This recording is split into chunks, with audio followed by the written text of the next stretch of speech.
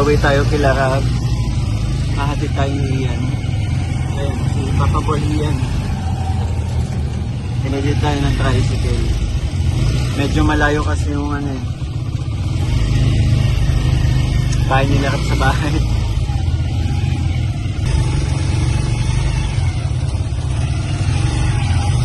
Ito gamit ko.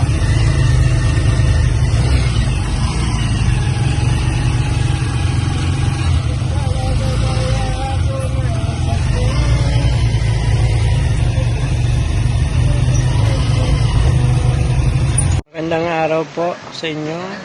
Dito po tayo ngayon ulit sa bahay na ni Pausta sa Bagasbas. Update po ulit sa ginagawang bahay. Ayan po, ang bilis, may bubong na, may mga hollow blocks na po. Dinalang ko po kasi ng pagkain yung mga karpentero.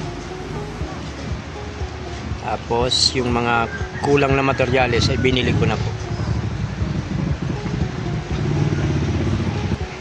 Ayan po, lapit po tayo.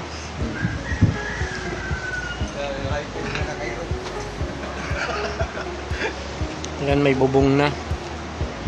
Ayun po, ang kulang na lang po natin ay yung pag magagawan po ng CR si Nanay Pausta. Update ko lang po. Wala po kasi si Kalingap Mikoy. Hinatid ko po kanina. Mapunta po silang Tagaytay. Ay ako po sa akin po binili ni Mikoy ang nabisitahin lagi ito para sa update po. Thank you po sa mga tumulong.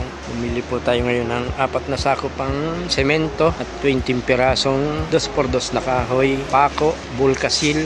As ngayon po, ang sabi ng karpentero ay kulang na lang po ng mga 3 kubikong buhangin tapos 200 na pirasong hollow blocks pa para gawa ng CR si Nanay Pausta para hindi na siya nakiki-CR. Kaya maraming salamat po sa inyo.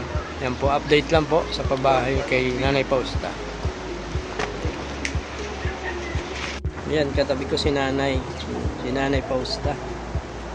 O Nanay, malapit nang matapos.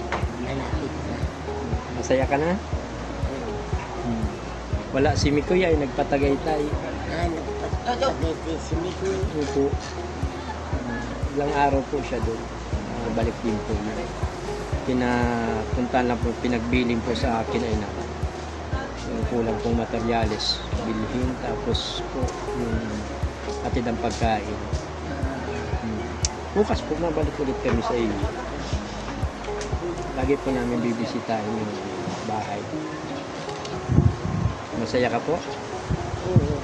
Thank you, Mikoy. Salamat. Sige po, bye bye.